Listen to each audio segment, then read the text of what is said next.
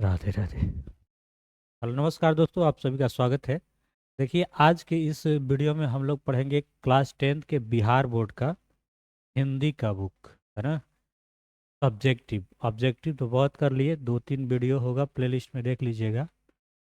और अपना WhatsApp number आपको चलता हुआ मिल जाएगा, उस पर व्हाट्सअप कर दीजिएगा जिनका एग्ज़ाम हो, है ना, इस बार। चलिए स्टार्ट करते हैं। श्रम विभाजन और जाति प्रथा। ये लेखक कौन है? डॉक्टर भीमराव अंबेडकर। इस तरह के प्रश्न पूछे जा सकते हैं, जैसे लेखक इस विडंबना की बात करते हैं, विडंबना का स्वरूप क्या है। तो लेखक भीमराव अंबेडकर जी विडंबना की बात करते हुए कहते हैं कि अगर आपको लिखने नहीं आता है तो वही लाइन लेके यहाँ पे चिपका देना है, ठीक है। उसके बाद लिखना स्टार्ट करना है कि इस युग में जातिवाद के पोषण की कमी नहीं है।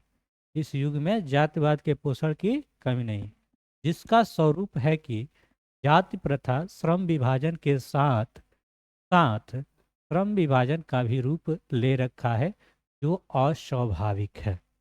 इस तरह से लिखना है, उम्मीद है कि लिख लीजिएगा। चलिए दूसरा क्वेश्चन देखिए क्या कह रहा है। करके जातिवाद के पोषक उसके पक्ष में क्या तर्क देते हैं।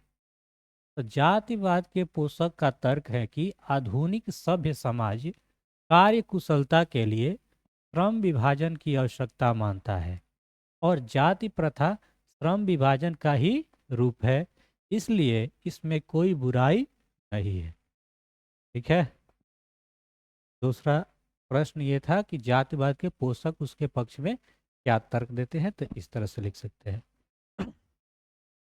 नेक्स्ट, जातिवाद के पक्ष में दिए गए तर्कों पर लेखक का प्रमुख आपत्तियां क्या है ना। आपत्तियां। जातिवाद के पक्ष में दिए गए तर्क पर लेखक के प्रमुख आपत्तियां इस प्रकार है कि जाति प्रथा श्रम विभाजन का रूप ले लिया है और किसी भी सभ्य समाज में श्रम विभाजन का व्यवस्था श्रमिक के विभिन्न पहलुओं में अस्वाभाविक विभाजन नहीं करता। लिखा जाएगा, नहीं लिखाएगा तो इसका पीडीएफ मिल जाएगा ना।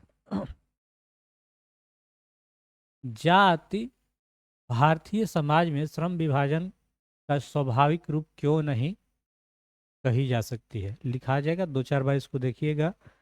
हूबहू नहीं लिखाएगा, वैसे थोड़ी ना लिखना है, जैसे आपको आता है कहानी पढ़ें उस तरह से लिखना है। भारतीय समाज में जातिवाद के आधार पर श्रम विभाजन और अस्वाभाविक है, क्योंकि जातिगत श्रम विभाजन श्रमिकों की रुचि अथवा कार्य कुशलता के आधार पर नहीं होता है, बल्कि माता के गर्भ में ही श्रम विभाजन कर दिया जाता है, जो विवशता और अरुचिपूर्ण होने के कारण गरीबी और अकर्मण्यता को बढ़ाने वाला है। कहने का मतलब भी आप समझ जाएंगे थोड़ी सी कहानी में, कि जैसे जो जिस जाति में जात के आधार पर, तो वो उस तरह के ये जात के आधार पर कह रहा है कि भारतीय समाज में श्रम विभाजन को स्वाभाविक रूप क्यों नहीं माना जा सकती है।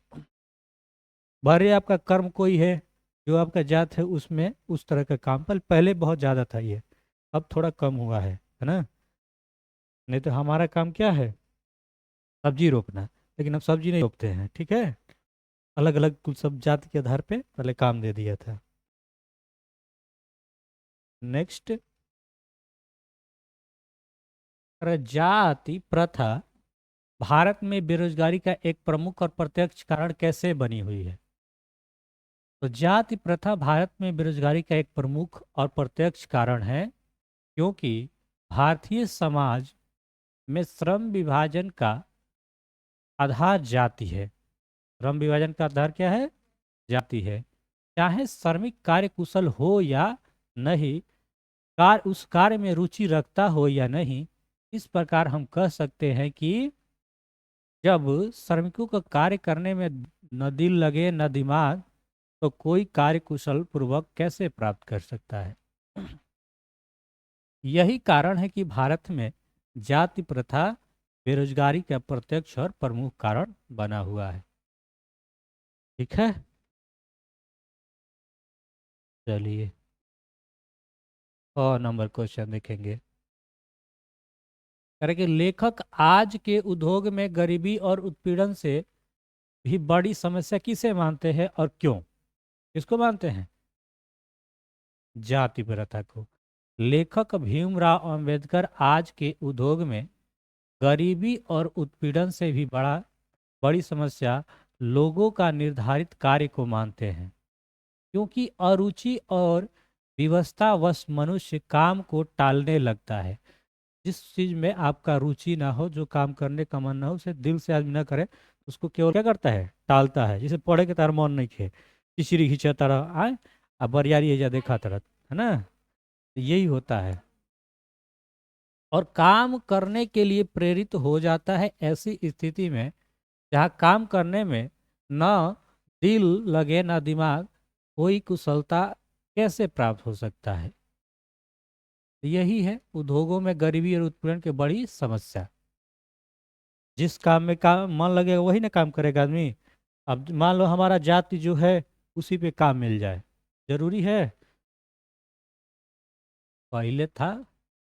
लेखक ने पाठ के किन पहलुओं को जाति प्रथा को एक हानिकारक प्रथा के रूप में दिखाया है? लेखक ने पाठ के, इसी में से आ जाएगा, मतलब पूरा क्वेश्चन ने दे दिया तो आएगा तो आएगा करेगा। बस लिखने का देख लेने का तरीका किस तरह से हम लिखेंगे। लेखक ने पाठ के विभिन्न पहलुओं में जाति प्रथा को एक हानिकारक प्रथा के रूप में दिखाया है, जो इस प्रकार है: अस्वाभाविक श्रम विभाजन, बढ़ती बेरोजगारी, अरुचि और विवशता में श्रम का चुनाव, गतिशील एवं आदर्श समाज तथा वास्तविक लोकतंत्र का स्वरूप आदि। लिखा जाएगा इस तरह से कि सच्चे लोकतंत्र की स्थापना के लिए लेखक ने किन विशेषताओं का आवश्यक माना है? तो सच्चे लोकतंत्र की स्थापना के लिए लेखक ने अनेक विशेषताओं को आवश्यक माना है।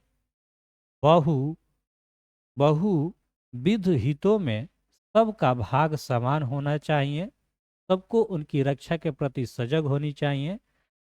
तात्पर्य है कि हमें समाज में दूध और पानी के मिश्रण की तरह भाईचारे की भावना होनी चाहिए। हमें साथियों के प्रति श्रद्धा और सम्मान होनी चाहिए, अर्थात जातियों में बंटना नहीं चाहिए, सब में एक जैसा मेल मिलाप होना चाहिए। इसी बात को अपने भाषा में जितना भी लिखोगे तो काम चल जाएगा। पेपरवा खाली नहीं छोड़ना है, बाकी तो चेक करेगा तो आदमी दे ही देगा, है ना? वो लिखते रहना है उसमें। श्रम विभाजन और जाति प्रथा पाठ के सारांश। तो सारांश क्या पढ़े हो, क्या समझे हो, उसी के बारे में लिख देना है। लो थोड़ा सा पढ़ देते हैं हम। आज के युग में भी जाति प्रथा की वकालत सबसे बड़ी विडंबना है। ये लोग तर्क देते हैं कि जाति प्रथा श्रम विभाजन का ही एक रूप है। ऐसे लोग भूल जाते हैं कि श्रम विभाजन श्रमिक विभाजन नहीं है। श्रम विभाजन निस्संदेह आधुनिक युग की आवश्यकता है। श्रमिक विभाजन नहीं, जाति प्रथा श्रमिकों का अस्वाभाविक विभाजन है और उनमें ऊंच नीच का भेद करती है। वस्तुतः जाति प्रथा को श्रम विभाजन नहीं माना जा सकता, क्योंकि श्रम विभाजन मनुष्य की रुचि पर होता है, जबकि जात प्रथा मनुष्य के जन्म पेशा थोप देती है। मनुष्य की रुचि और रुचि इसमें कोई मायने नहीं रखती। ऐसी हालातों में व्यक्ति अपना काम टालू ढंग से करता है। टालू मतलब, अगर टालू मतलब टालने का काम है ना, टालता रहता है। जैसे हमको काम दे दिएगा जो हमारे रुचि का नहीं है, तो उसे क्या करेगा? मन से नहीं करेगा, हम टालेगा, तो ज़्यादा टालू ढंग से करता है। न कुशलता आती है, न श्रेष्ठ उत्पादन होता है। कोई काम अच्छे से करेंगे तब न श्रेष्ठ उत्पादन होगा। क्योंकि व्यवसाय में ऊंच नीच होता रहता है, अतः जरूरी है कि पेशा बदलने की का विकल्प, क्योंकि जाति प्रथा में पेशा बदलने की गुंजाइश नहीं है। ठीक है।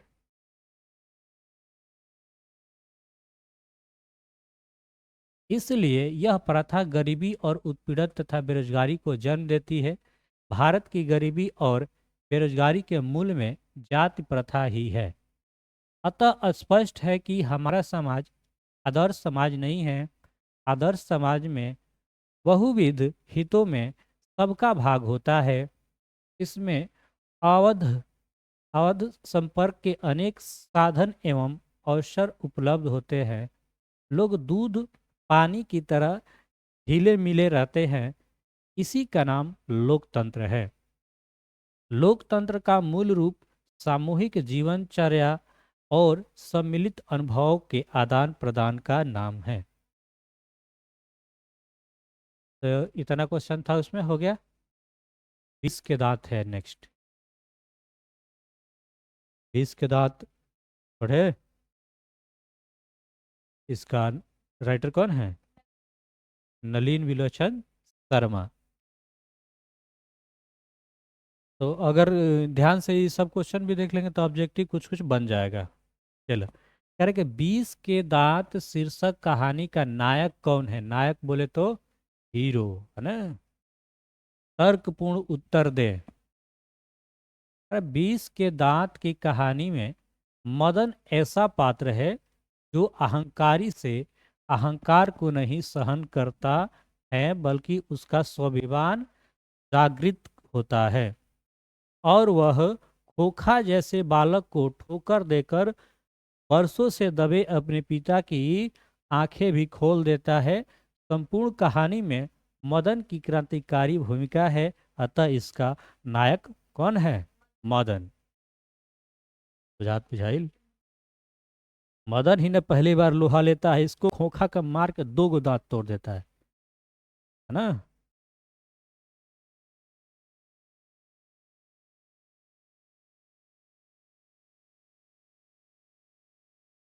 क्वेश्चन नंबर 2, खोखा किन मामलों में अपवाद था?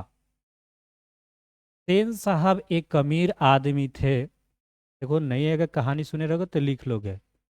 कह रहे कि सेन साहब एक अमीर आदमी थे। खोखा उनके बुढ़ापे के आंखों का तारा था। इसलिए मिसेज सेन ने उसे काफी छूट दे रखी थी। खोखा जीवन के नियम का जैसा अपवाद था। उसके जीवन में कोई नियम नहीं था और इसलिए यह भी स्वाभाविक था कि वह घर के नियमों का भी अपवाद था। ये था बाबू खोखा।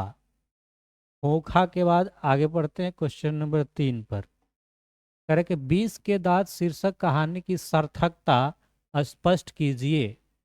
20 के दांत शीर्षक की सार्थकता क्या है, उसका अर्थ क्या है, उसका आशय क्या है?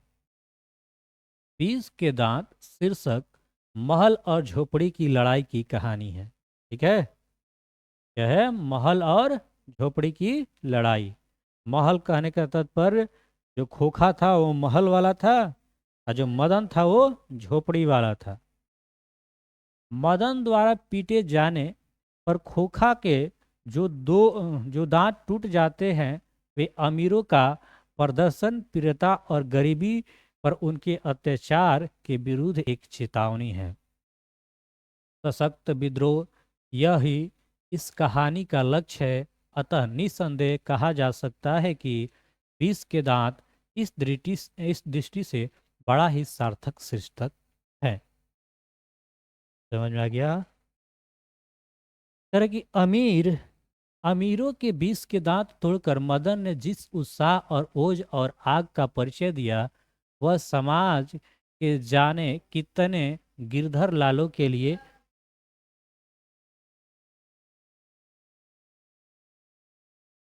गर्वोल्लास की बात है। गर्वोल्लास, गर्वस। इसमें लेखक द्वारा दिया गया संदेह मार्मिक बना पड़ा है।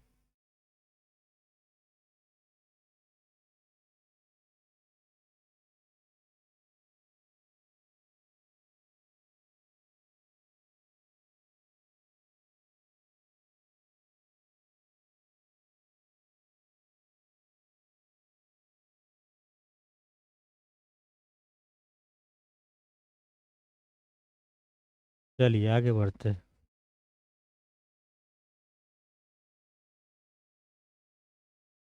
नेक्स्ट क्वेश्चन देखेंगे। कह रहे कि कासू का चरित्र चित्रण करें। कासू का चरित्र चित्रण करें।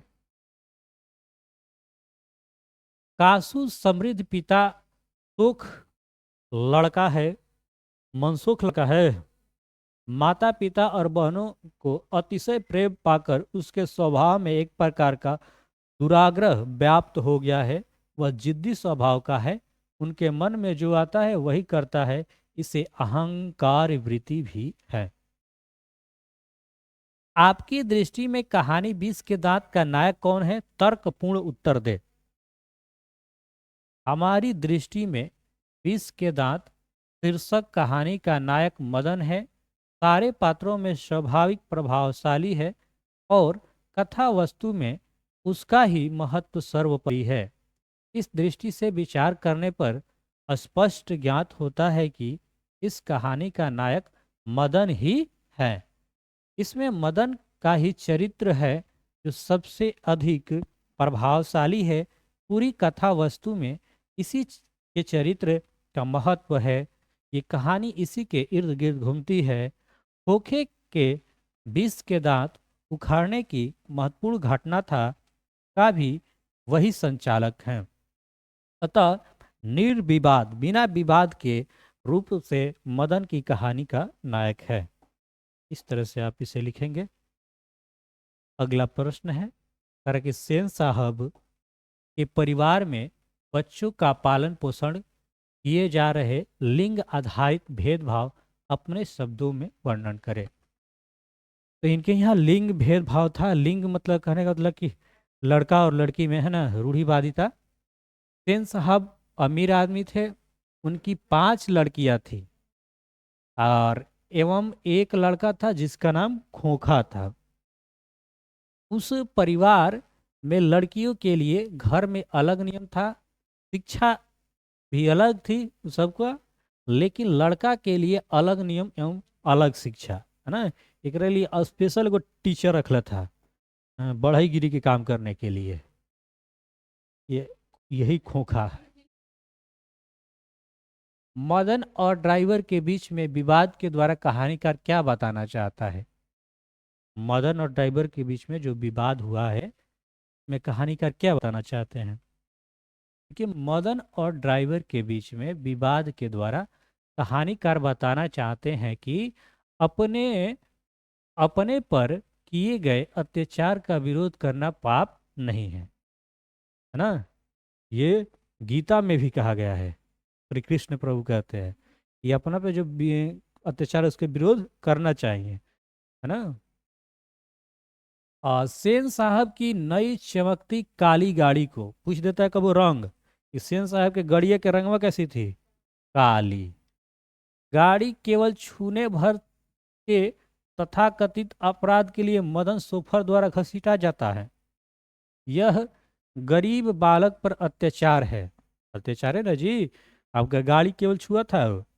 मदन द्वारा उसका मुकाबला करना अत्याचारियों पर विजय प्राप्त करने का प्रयास है। ठीक है, लिखा जाएगा ना। कहानी सुन ले मतलब लिखा जाएगा। आरंभ से ही कहानीकार को स्वयं व्यंग्यपूर्ण ऐसे कुछ प्रमाण उपस्थित करें। 20 के दांत कहानी प्रारंभ में मोटर कार की बात प्रस्तुति व्यंग्यात्मक शैली में है।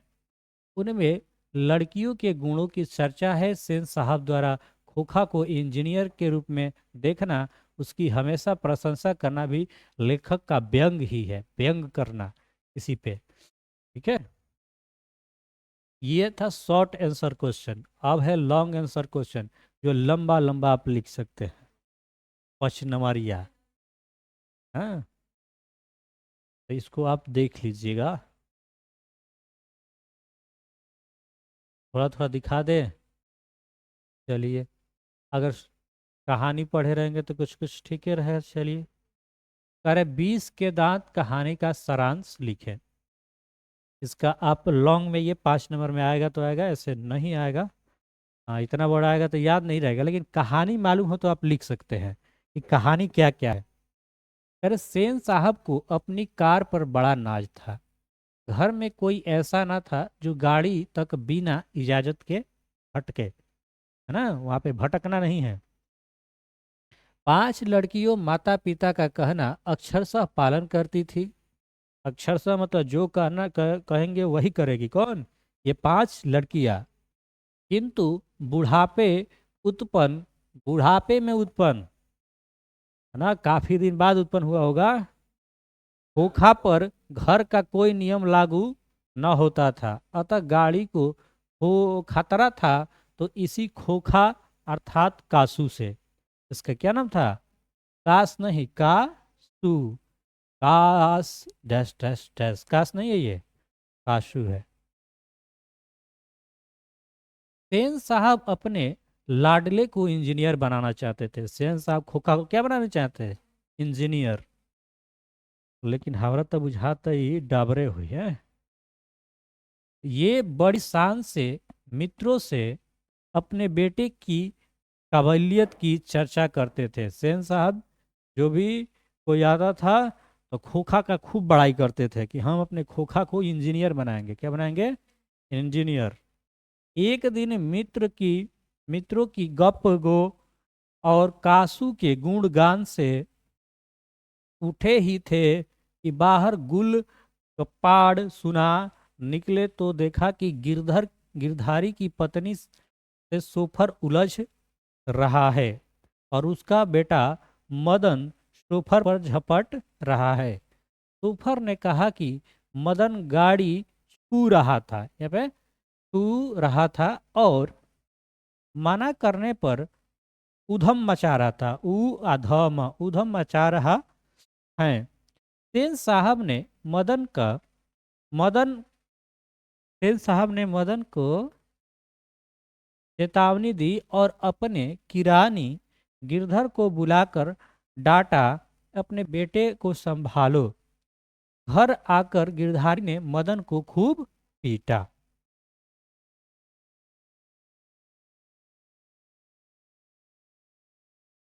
दूसरे दिन बगल वाली गली में मदन दोस्त के साथ लट्टू खेल रहा था।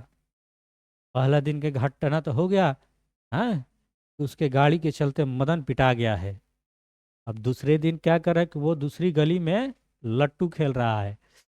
कासू भी खेलने को मचल गया, है ना। इसी पे एक कहता है कि कौवे के झुंड में हंस ना ललक गया। कासू भी खेलने को मचल गया, किंतु मदन ने लट्टू देने से इनकार कर दिया। कासू की आदत तो बिगड़ी थी पहले से ही, बस आदत बस हाथ चला दिया। हुआ क्या कि वो खेलने नहीं दिया, बोला कि नहीं खेलेगा तुम। हाँ, सही कहा, तो पहले से आदत बिगड़ा रहे, उस पर हाथ छोड़ दिया। हाथ छोड़ दिया तो मदनवा उठा, मार के दूध तबे तोड़ दिया। मदन भी तिल पड़ा और मार मार कर कासू के दांत तोड़ दिए। देर रात मदन घर आया तो सुना कि सेन साहब ने उसके पिता को नौकरी में हुआ दिया, मतलब हटा दिया है ना, हटा दिया है, और आउट हाउस से भी जाने को हुक्म दिया है। मदन के पैरों से लोटा लुढ़क गया। आवाज सुनकर उसके माता पिता निकल आए। मदन मार खाने को तैयार हो गया। गिरधारी उसकी ओर तेजी से बढ़ा, किंतु सहसा उसका चेहरा बदल गया। उसने मदन को गोद में उठा लिया। साबस बेटा, एक मैं है और एक तू है जो खोखा का दो दो दांत तोड़ डाले। इस प्रकार हम देखते हैं कि कहानीकार ने विष के दांत, उच्च वर्ग सेन साहब की महत्वाकांक्षा, सफेद पोशी के भीतर लड़के लड़कियों में विभेद भावना, नौकरी पेशा वाले गिरधारी के हीन भावना और उसके बीच अन्याय का प्रतिकार करने वाली बहादुरी और साहस के प्रति प्यार और श्रद्धा को प्रस्तुत करते हुए प्यार दुलार और परिणामों को बखूबी दर्शाया है। ठीक है, यही कहानी है। बात को समझ गए होंगे। अपना बेटा अपना है, दूसरे का बेटा पराया है, वही अलग कहानी है। सबका यही हाल है, अपना का मोह होता है, दूसरे का मोह नहीं होता है। इसी तरह एक दिन हमको पीट दिए थे, तो हमको क्या आ गया, कंप्लेन कि अपना काहे ला पीट दिए। हाँ, तो पीट दिए थे भाई, हम पीट दिए थे, उसका कारण है वो गाली दे रहा था इसलिए उसको पीट दिए थे। लेकिन मोह होना चाहिए सबके लिए। अब ऐसा नहीं है कि हम पीट रहे हैं तो हमको मोह नहीं है ना। भाई मोह है तब। अपना देखो, अपने लड़का का आदमी पीट सकता है ताकि वो बिगड़े नहीं, दूसरे के लड़का के तरफ सीधे कहता है ना, दिखा दो कि गड़बड़ा जाए। और ही पर कि सेन साहब के और उनके मित्रों के बीच क्या बातचीत हुई, पत्रकार मित्र ने किस तरह उत्तर दिया। ठीक है, तो हिंदी है, थोड़ा सब्र कीजिए, धीरे धीरे चलेगा। हाँ, कभी से पढ़ी नहीं रहे तो उन्हें लोग उत्तर थोड़ी देता, खाली हम बोला था नहीं। हाँ, पानी में गरम बा लेवा, ई वाला में नहीं हो जा देखा है वो में होई। एक दिन सेन साहब कुछ दोस्त बैठे गपशप कर रहे थे। सेन साहब थे और उनके दोस्त थे, बैठ के बातें कर रहे थे। उनमें एक साहब साधारण हैसियत के अखबार अखबारनविश थे, और साथ में उनका लड़का भी था, जो तो खोखा से भी छोटा पर बड़ा समझदार और होनहार मालूम पड़ता था। किसी ने उसकी कोई हरकत देखकर उसकी कुछ तारीफ कर दी, और उन साहब ने पूछा कि बच्चा स्कूल तो जाता ही होगा। इसके पहले पत्रकार महोदय कुछ जवाब देते, सेन साहब ने शुरू किया। क्या शुरू किया होगा कि मैं तो खोखा को इंजीनियर बनाने जा रहा हूँ, या जा रहा है, ठीक है।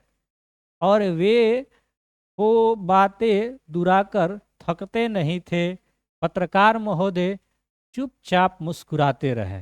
हाँ, सेन साहब के बात सुनकर पत्रकार महोदय मुस्कुराते रहे कि तू खोखा इंजीनियर बनाओ, ठीक है। जब उनसे फिर पूछा गया कि आप अपने बच्चे के विषय में उनका क्या ख्याल है, तब उन्होंने कहा कि मैं चाहता हूं कि वह जेंटलमैन जरूर बने, और जो कुछ बने उसका काम उसे पूरी आज़ादी रहेगी। सेन साहब इस उत्तर के शिष्ट और प्रसन्न व्यंग ऐंठकर रह गए। ठीक है, अगला देखते हैं। हे राधे।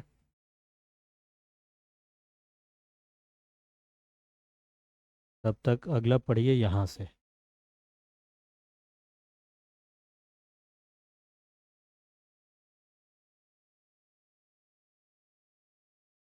हाँ, राजे। हम्म।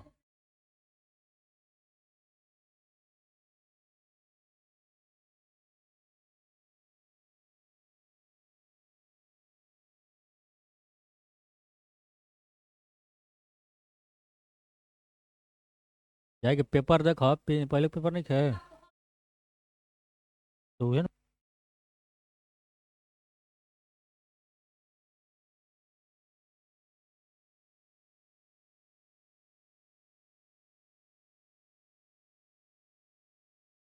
चलिए पहले देख लो। तो उसी में ना था, पहले पूरा खत्म होता तब ना निबंध आता। आधा खत्म हुआ है, उसको फिर दूसरा पार्ट में पढ़ेंगे। सेन साहब मदन कासू और गिरधर चरित्र चित्रण करे। सिलेबस जितना है पूरा पढ़े, कम से कम क्वेश्चन देखेंगे तब ना, एक ही दिन में सब कैसे हो जाएगा। प्रस्तुत कहानी में लेखक ने अमीरों की तथाकथित मर्यादा पर करारा व्यंग किया है। महल और झोपड़ी की लड़ाई में महल की खिल्ली उड़ाना हो इस कहानी में कहानीकार का मुख्य संदेश है। सेन साहब प्रदर्शन प्रिय अमीर आदमी हैं। वे गरीबों का शोषण करते हैं, उन्हें प्रताड़ित करके अपनी प्रतिष्ठा स्थापित करने वाले बाह्य आडंबर से युक्त धनी आदमी के रूप में दिखाए गए हैं। खोखा महल में रहकर लाड प्यार से बिगड़ा हुआ है, बड़े बाप की औलाद के रूप में चित्रित है।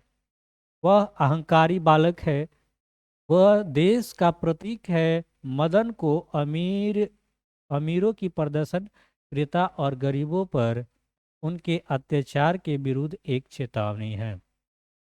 सशक्त विद्रोह गिरधर अत्याचार शोषण एवं अन्याय को सहने वाला लाचार एवं विभत्स इंसान है, लेकिन अंतर्मन से वह अत्याचार का समर्थन नहीं करता, बल्कि उसका प्रतिकारक करने की इच्छा रखता। वैसे तो कहानी में कई पात्र आए हैं, मिस्टर सेन, खोखा, गिरधरलाल आदि, मगर सभी पात्रों में मदन का ही चरित्र है जो सर्वाधिक प्रभावशाली है। मदन का चरित्र उसके व्यक्तित्व को हक लेता है। मदन के चरित्र विशेषता है निर्भीकता, नहीं डरता है। वह दूलियों के दिल की चिंगारी है।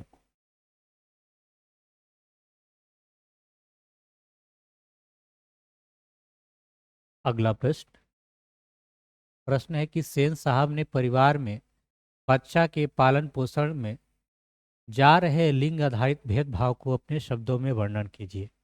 अपने शब्द में बताना है ना।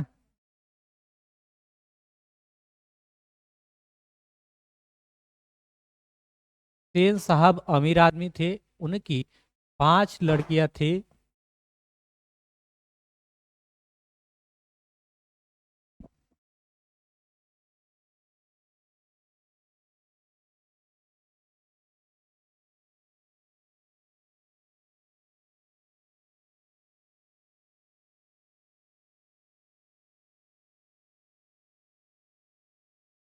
देखा जाए इसको। अरे सेन साहब अमीर आदमी थे, उनकी 5 लड़कियां थी, एक लड़का था।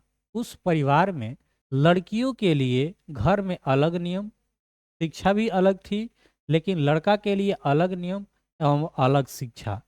लड़कियों के लिए सामान्य शिक्षा की व्यवस्था थी। वही खोखा को प्रारंभ से ही इंजीनियर के रूप में देखा जा रहा था। आने का कुछ नहीं, पढ़े चाहे ना, लेकिन बनेगा क्या, इंजीनियर। लड़कियां कठपुतली स्वरूप थी, उन्हें क्या नहीं करना चाहिए यह पूरी तरह से सिखाया गया था। दूसरी ओर खोखा लड़का दुर्ललित स्वभाव के अनुसार सिद्धांतों को बदल देना परिवार के लिए सामान्य बात थी। इस तरह उस परिवार में लिंग आधारित भेदभाव व्याप्त था। ये अपने शब्दों में इस तरह आप लिख सकते हैं।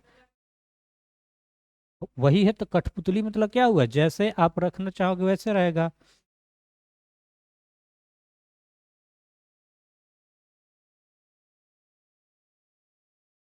तो चैप्टर 2 खत्म हो गया। तीसरा चैप्टर है जिसका नाम है भारत से हम क्या सीखे, और लेखक है मैक्स मुलर, है ना। 4-5 को तो मिलाने का ही आ जाता है। हाँ, कौन पाठ की कौन लेखक है। तो इसको रहने दे, अभी तो लंबा लंबा चलेगा। कौ पाठ है। भारत को पहचान सकने वाली दृष्टि की आवश्यकता किनके लिए वांछनीय है और क्यों, ये पहला क्वेश्चन। भारत से हम क्या सीखे, कहानी पढ़े रहेंगे, बुक पढ़े रहेंगे तो कुछ ज़्यादा ही समझ में आएगा। आइए फिर भी आप देख सकते हैं। देखिए, भारत को पहचान सकने वाली दृष्टि की आवश्यकता यूरोपियन लोगों के लिए वांछनीय है, क्योंकि भारत ऐसी अनेक समस्याओं से भरपूर है जिनका समाधान होने पर यूरोपियन लोगों की अनेक समस्याओं का निदान संभव है। लेखक ने किन विशेष क्षेत्रों में अभिरुचि रखने वाले के लिए भारत का प्रत्यक्ष ज्ञान आवश्यक बताया। लेखक ने बताया है कि जिन्हें भूविज्ञान में, वनस्पति जगत में, जीवों के अध्ययन में, पुरातत्व के ज्ञान में एवं नीति शास्त्र जैसे विषयों में विशेष अभिरुचि है, उन्हें भारत का प्रत्यक्ष ज्ञान आवश्यक है। नेक्स्ट क्वेश्चन है कि लेखक की दृष्टि में सच्चे भारत के दर्शन कहाँ हो सकते हैं और क्यों। अगर इसका ऑब्जेक्टिव में पूछा गया तो आप याद रखेंगे गाँव में, है ना, भारत के गाँव में। अगर 2 नंबर में ये प्रश्न पूछा जाता है, 2 नंबर वाला है, तो इससे इस तरह लिखेंगे कि लेखक की दृष्टि में सच्चे भारत का दर्शन भारतीय ग्रामीण, ग्रामीण के जगह गांव भी लिख सकते हैं, जीवन में हो सकते हैं। भारतीय ग्राम्य संस्कृति में सच्चा भारत निहित है, क्योंकि सच्चाई, प्रेम, करुणा, सहयोग की भावना ग्रामीणों में कूट कूट कर भरा होता है। अब पहले जैसा तो नहीं लग रहा है, लेकिन मैंने शहर की अपेक्षा अभी भी भाईचारा है, लेकिन अब 100% हमको भी नहीं लग रहा है। आधुनिकीकरण हो गया है बिल्कुल। इस बात नहीं, अब वैसा नहीं लग रहा है, लेकिन कह सकते हैं कि अभी भी शहरों की अपेक्षा है। हाँ, थोड़ा बहुत है। हाँ, बात ये पुरानी है, उस समय लेखक लिखे हैं। आज के हकीकत में सही बात है, ये नहीं रह गया उतना, काम चलाऊ रह गया है ना। पहले जैसा तो नहीं है। पहले में आज में बहुत सारा आधुनिक चेंजेस आ गया है। अब हर कुछ बताएंगे तो बुरा लग जाएगा। चलिए। हाँ, अब क्या कहें, अब आज ही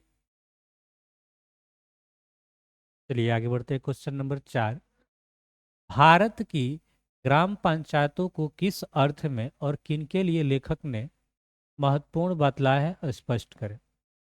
अच्छा, कई लोग बोल रहे हैं कि चले जाइए महाकुंभ, महाकुंभ ठीक है। अरे हम कोई पाप नहीं किए हैं, आज तुम मान लो कितना पाप कर रहा है सब, ठीक है जाओ, कोई नहीं दिक्कत है।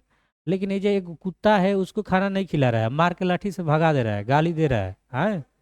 हाँ, और उसको तुम जाओ महाकुंभ, तुम्हारे वो जाने से कोई फायदा नहीं है। जिसको आवश्यकता है उसके करबे मत करो, ओकरा के गाड़ी द मार महाकुंभ जाने। हम नहीं जाते हैं, कोई बात नहीं, जहाँ जाना लगे संभव है, लेकिन हम उसको तो खिलाते हैं, वो हमारा कुछ नहीं है। जहाँ संभव है हाँ, हमारे जितने का औकात में उतने दें, हमारे 2 रुपये का औकात है 2 रुपये देंगे, 4 रुपये का औकात है 4 रुपये देंगे। तुमसे तो वो भी नहीं हो रहा है, झूठों के आए आप पूजा के नाम पे खाली पूजा कर रहे हैं। और भी देखिए कि मतलब दूसरे के बच्चा का शिकायत कर रहे हैं आप, दूसरा का, है ना, माने दूसरे के लड़का लड़का ना है, अपन लड़का है, घर के जन अपन लड़की है लड़की ही है, आ दूसरा के बारे में शिकायत कर कि ये है वो है। वो सब पाप के भागी है, वो सब के भागा ही नहीं होगा। राधे राधे। हम्म।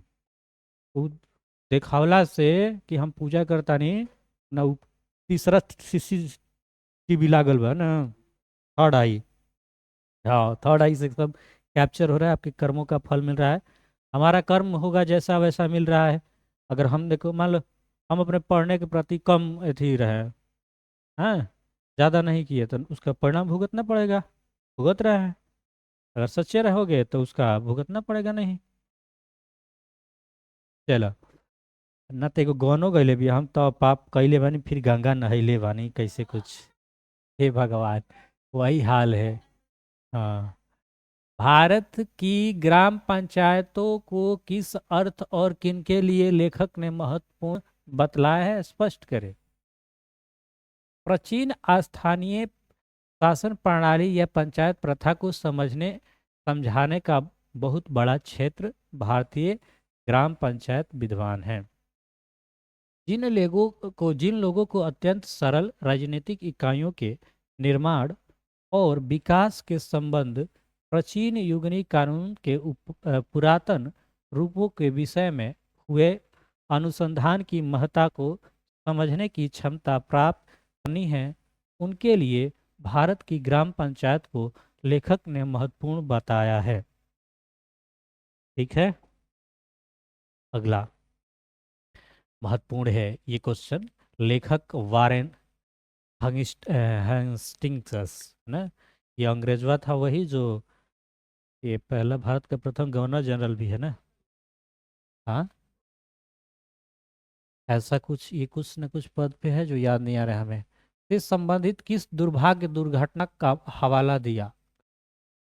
लेखक वारेन हेस्टिंग्स द्वारा 172 दारिश नामक सोने के सिक्के ईस्ट इंडिया कंपनी के निदेशक मंडल की सेवा में भेजे जाने पर कंपनी के मालिक द्वारा उसका महत्व नहीं समझना एवं मुद्राओं को गला देना दुर्भाग्यपूर्ण दुर्घटना का हवाला दिया।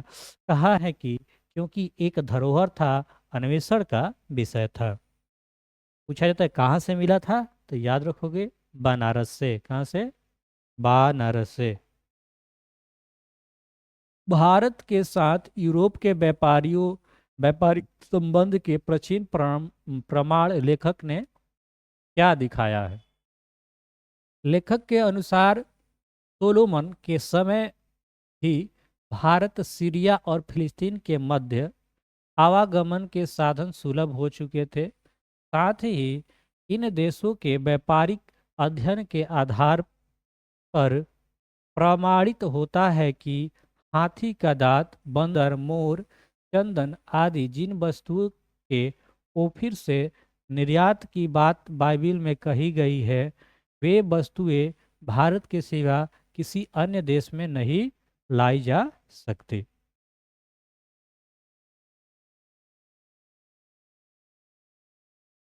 भारत किस तरह अतीत और सुदूर भविष्य को जोड़ता है, स्पष्ट करें। भारत अतीत और भविष्य को जोड़ता है। यहाँ मानवीय जीवन का प्राचीनतम विद्यमान है। यहाँ की भूमि प्राचीन इतिहास से जुड़ी रही है। यहाँ की संस्कृत भाषा के द्वारा विश्व को चिंतन की ऐसी धारा से अवगहन का अवसर मिलता है जो अभी तक अज्ञात थी। अतः बीते हुए काल और आने वाले समय के लिए सेतु के रूप में मान्य है। सेतु मतलब पुलिया का काम करता है। मैक्स मूलर ने संस्कृत की कौन सी विशेषताएं और महत्व बतलाए हैं? मैक्स मूलर के अनुसार संस्कृत की पहली विशेषता इसकी प्राचीनता, इसके वर्तमान रूप में भी अत्यंत प्राचीन तत्व भली भांति सुरक्षित है। संस्कृत के मदद से ग्रीक, लैटिन, गॉथिक और एग्लो सैक्सन जैसी ट्यूनिक भाषाओं के केल्टिक तथा स्लाव भाषाओं में विद्वान समानता की समस्या को आसानी से हल किया जा सकता। क्वेश्चन 9 है कि संस्कृत और दूसरी भारतीय भाषाओं के अध्ययन के पश्चात जगत को प्रमुख लाभ क्या हुआ? संस्कृत और दूसरी भारतीय भाषाओं के अध्ययन से मानव जाति के बारे में पाश्चात्य जगत के विचार व्यापक और उदार बने हैं। लाखों करोड़ों अजनबीय तथा बर्बर समझने वाले लोगों को भी अपने परिवार सदस्य की भांति गले लगाने की संस्कृति का विकास हुआ। इसके अध्ययन ने मानव जाति के संपूर्ण इतिहास को एक वास्तविक रूप में प्रकट कर दिखाया जो पहले नहीं हो पाया था। इसके अध्ययन से पाश्चात्य जगत में विश्व के प्राचीनतम अवस्था का ज्ञान प्राप्त किया जा सका।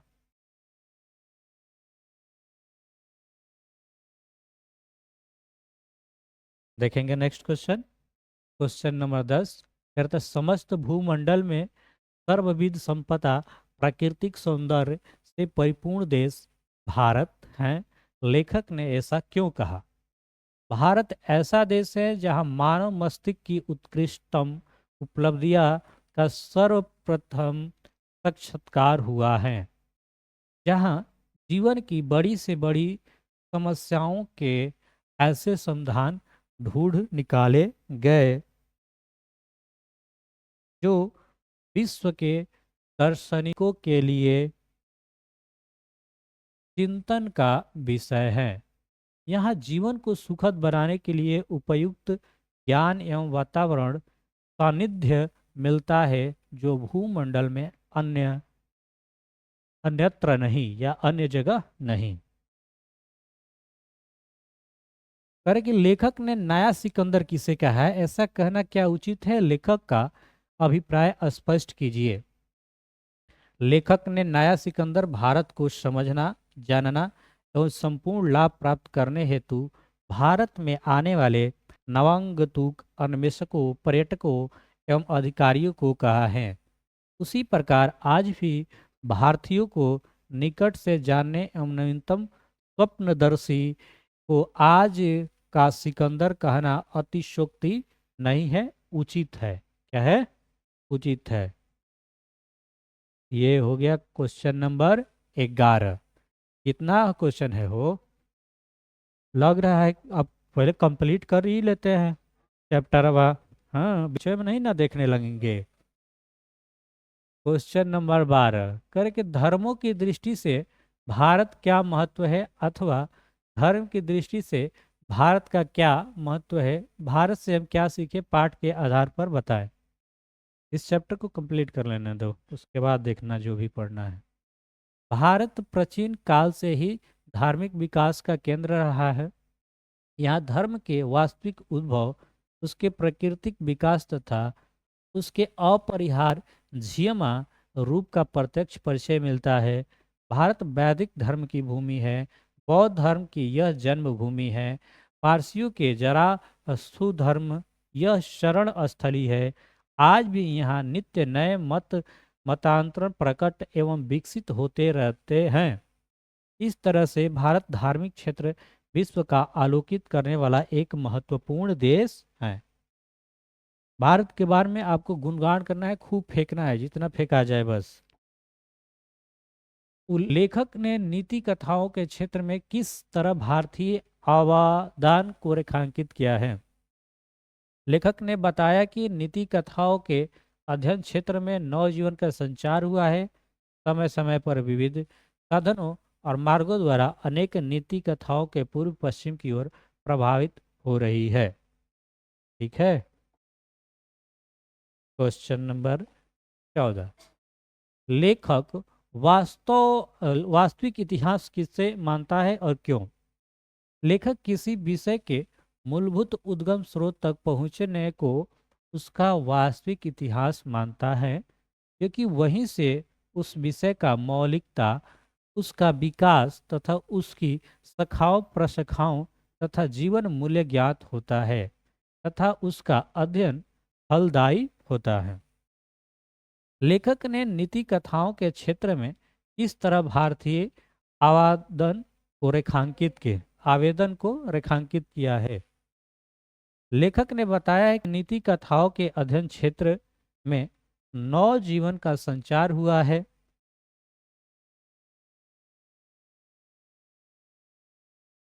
समय समय पर विविध साधनों मार्गों द्वारा अनेक नीति कथाओं के पूर्व पश्चिम की ओर प्रवाहित रही है। भारत में प्रचलित कहावतों और दंत कथाओं का प्रमुख स्रोत बौद्ध धर्म को माने जाने लगा है, किंतु इसमें निहित समस्या समाधान की प्रतीक्षा में लेखक ने एक उदाहरण देकर देता है कि शेर की खाल में गदहा वाली कहावत उसके पहले यूनानी दार्शनिक प्लेटो क्रिटलिस में मिलती है। इसी तरह संस्कृत का एक कथा यूनान में नीति कथा से मिलती है, अर्थात भारतीय नीति कथा यूनान से कैसे जुड़ी है, यह एक शोध का विषय है। तो आज के लिए इस चैप्टर में इतना ही रहने देते हैं ना।